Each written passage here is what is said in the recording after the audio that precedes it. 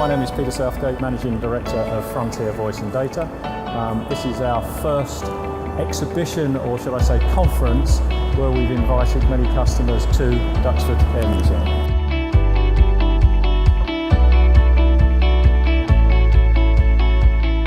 A lot of time planning today, and the turnout looks to be very, very good. We've hired a very, very good speaker, Jonathan Margolis, to host the day for us. So we're all very confident it's going to be a very pleasant and enjoyable day.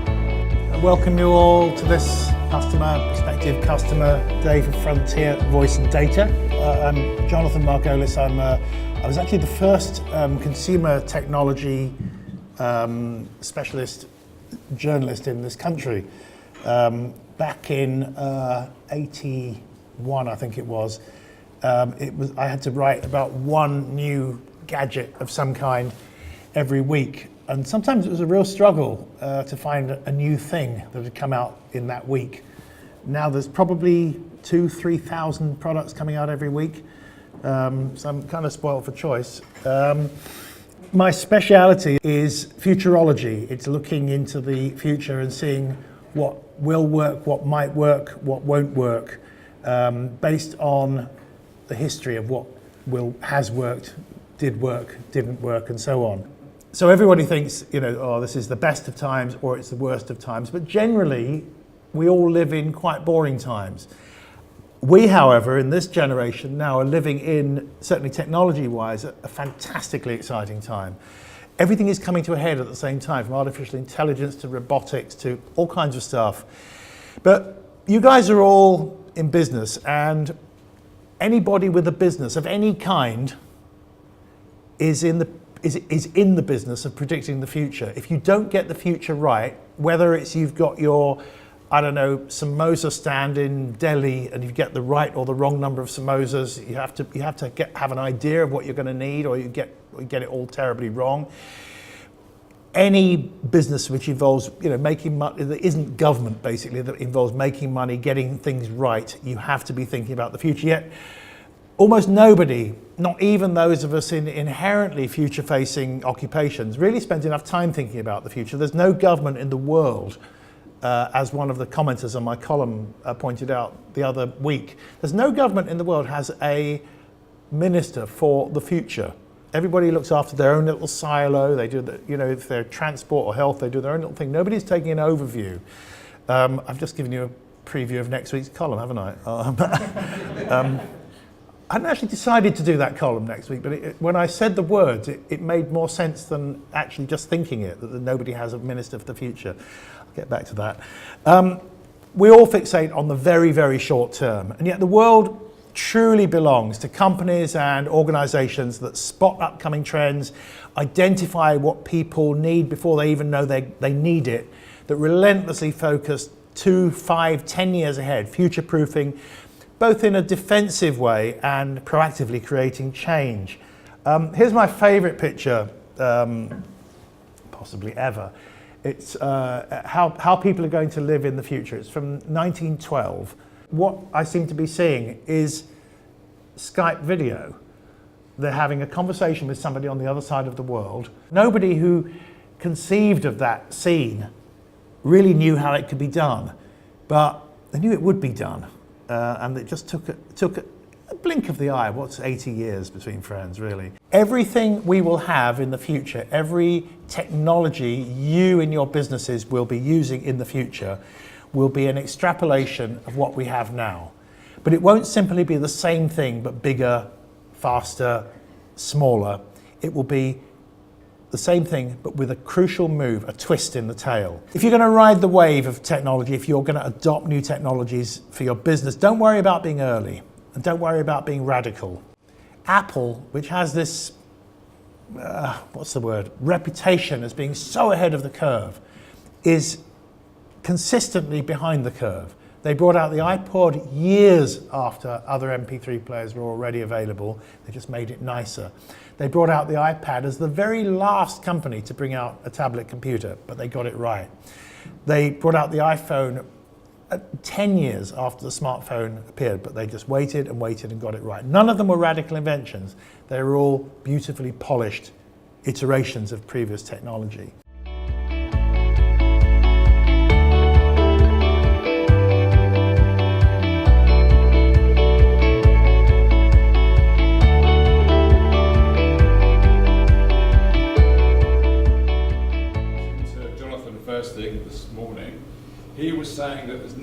country, government in the world that has what you call the Minister of the Future. So I think I should rename myself as the Director of the Future.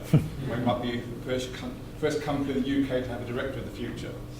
Why do I say that? Well, I spend about a third of my time thinking about the future. And you might think, why does someone been around for 40 years thinking about the future? That's one of the reasons why I'm still in the industry. It's still exciting, it's still vibrant. What we have today is going to be different tomorrow. Keeping up with tomorrow is what's really important for us and for everybody else. What I want to do now is wrap this up, bring everything together if I can, before we get ready for lunch. Now, one of the things about Frontier and what we're doing is we've been around for a very long time. We've been around for over 30 years. We have a large turnover. We have 2,500 customers. And we have 45 people who work with us in the company. Now, a company that size, people say, well, who are you? Our customers know who we are, our potential customers know who we are. And we deliver a very, very good customer service, otherwise we wouldn't be around for this long. We're actually based in Woodford in Essex, about 5 minutes from the Central Line, when it's working, of course. So what do we do? Many of the things we heard about this morning is what we do as a company. We've heard about voice, we've heard about do we make phone calls, don't we make phone calls, and we'll come on to that a bit later. Mobility. Yes, I've got my smartphone in my pocket, I'm not going to take it out. We all know what a smartphone is. But do we all know what it does? How many features does it have? How powerful is it? Right? We have phones on our desks. How many features of that do we actually use? Some of our app-to-chat customers, and I'll talk about app-to-chat a bit shortly, are very fortunate. They actually have their smartphone as their desk phone, and they can go wherever they are making and receiving phone calls as business calls on their smartphone. But let's look at data for a minute. Data covers very many things, but one of them is broadband. Now, how many of you in this room have still got the same broadband connection you've had for the last 2 or 3 years? If so, why? It's got faster, it's got more resilient, and it's cheaper. So why are you keeping what you've had 3 years ago? Now is the time to think about changing. With fibre to the cabinet, fibre to the premises, making it much more resilient, much better access for you. Now is the time to think about doing that. Also, how many have only got one broadband connection into your office? You all have insurance companies, insurance policies for your business. But if you've only got one broadband connection, everything runs off of it. What happens if it goes down? Where's your insurance? No voice, no email, no access to your data. For as little as £20 a month, you could have an insurance for a second broadband connection. That's something you need to think about. Cloud, I'm not going about cloud. Every speaker today has spoken about the cloud. Yes, the cloud is the way it's going. It's where things need to be. And we work with every one of the speakers here in the room this morning. We work with them as partners to deliver the best cloud services that are around. What we do at Frontier is we bring it all together. Our USP is we can provide you with one unified communication solution for everything that you need. So we believe, like everybody else in the room, that the cloud is the future, but also that the smartphone is the future. Everything we do, move around with, we carry our smartphones. We spend £600 on something we would never dream of doing a few years ago. Virtual reality. Now, some of the applications for VR are up there. You heard Jonathan with his doesn't buy his goggles. Headset, but he actually uses them for 2 or 3 weeks or a couple of months, then gives them back. But he tries the experience.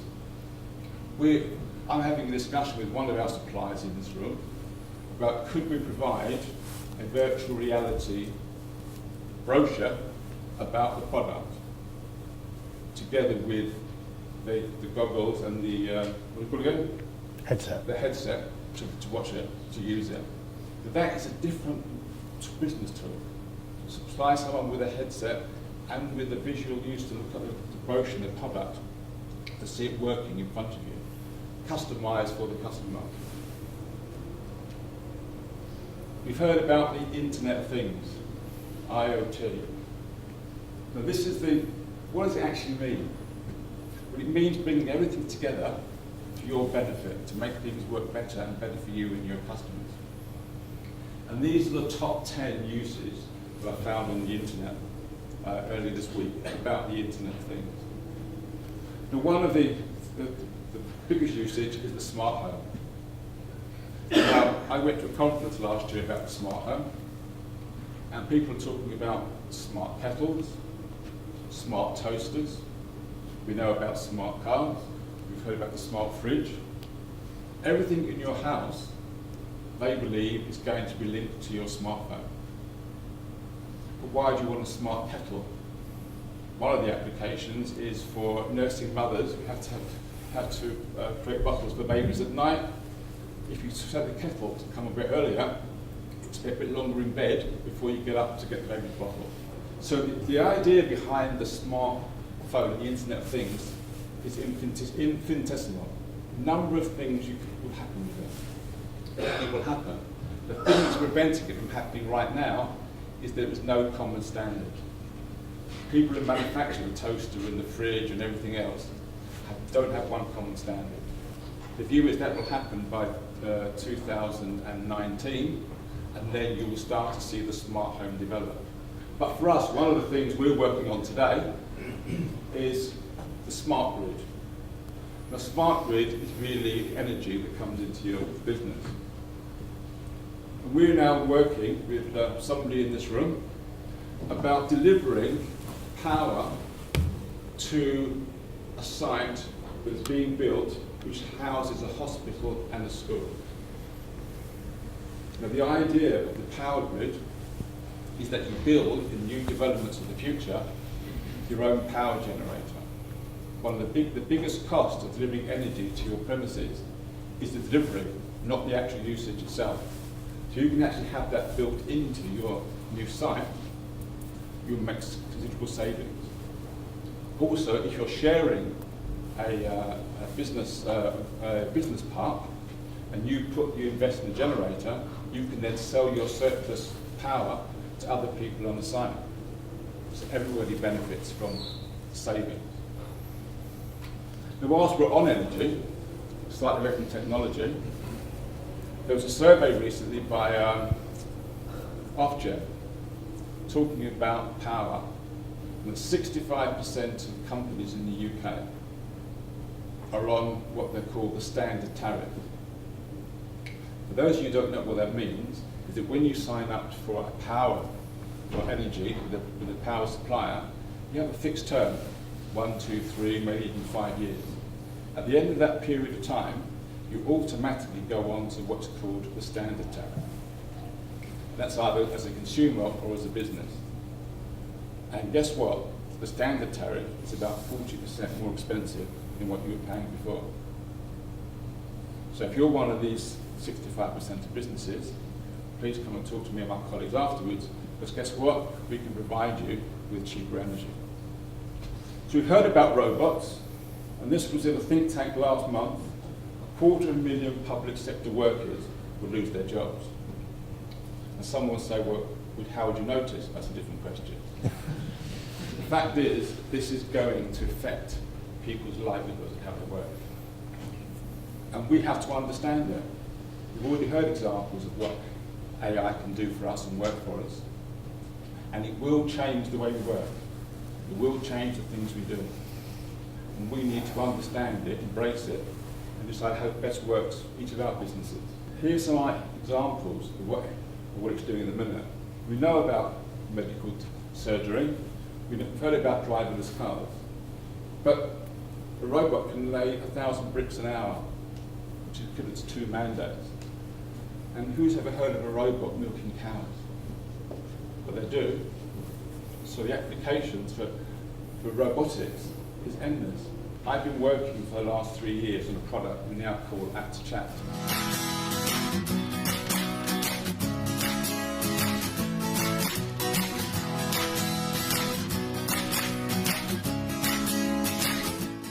Want international presents? No worries. Why do I keep saying no worries? Want international flipping heck. Like almost good. Like all. Want national UK presents? I don't think I could do this. Want national presents? That was wrong as well. Need to have a new Why can't I do it? Okay. Need to have a new landline number today.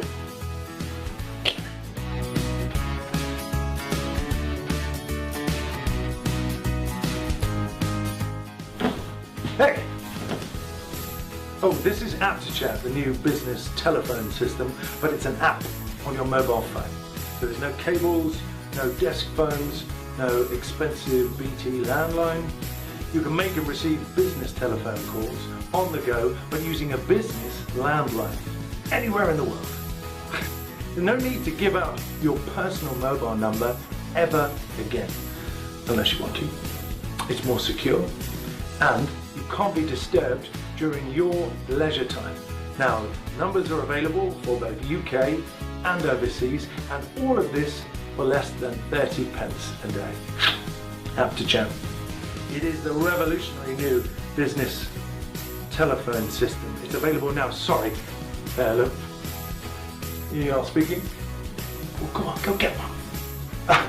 No, not you. Sorry about that. No, it's just a small child. Yeah. Well, I think we're good to go, aren't we? It works using GSM technology as its basis, so the same quality you get using your mobile phone, you now get using the smartphone in AptChat. It also works on VoIP, so if you happen to be in an office, you can actually make calls on net at no cost at all. Now, one thing you might not be aware of, some of you in this room probably carry two phones with you. One your personal phone and one your business phone. Well, you're not alone. There are 14.2 million people in the UK who carry at least two mobile phones with them. So why companies like partners like Vodafone don't like talking about someone like AptChat is those 14.2 million users generate £5.2 billion worth of revenue every year in the UK for the mobile networks. So with AptChat, you then now have your business landline and business calls using a personal mobile, one going over the personal network and one going over the AptChat business network. Now this is part of new technology, or technology that is working now and also has a future. So we're also working on AI for AptChat. And one of the things we're testing now, and we've a testing phase, we know it works. When telephone calls come in from different media, so it could be a text, it could be from a website, it could be a phone call, it could be a link from social media. We will know when it comes into AptChat which department it's likely to be for. And we can actually ferry that call into that various department automatically. So if you don't think what we've spoken about today is going to impact your business, you should think again. I'm old enough to remember a telex machine and what they were like. I also helped launch fax machines in the UK in the early 1980s. But who uses that today? Now, MiFID II is latest legislation about recording calls. You're probably all aware that if you're in the finance industry, for a number of years now, you've had to record all the telephone calls that you make, both on your desk phones and on mobile phones. This is being extended to data security and also to the insurance sectors from next January. That's 9 months away. So if you're in any of those sectors, you need to think about recording how you're going to record your calls, otherwise you risk severe government fines. So one thing to think about at the frontier, not only technology, but legislation and how you overcome that. So we actually now have the ability for you to record calls both on your mobile phones and on your desk phones in whatever industry you happen to work in. Now the sales pitch, as someone said earlier, why do business with us? Well, we'd like to advise you and give you a consultancy, because we know you might not buy something from us today, but we have some ideas that might help you for tomorrow. some of my colleagues, some many of the group today, will happily come out and meet with you and talk with you about what we've spoken about, what we're working towards, what we can offer now. And there's no obligation to it. You might say, thank you very much, we don't want to work with you now. We don't mind. We're sowing the seeds with you about how you can protect your business in the future.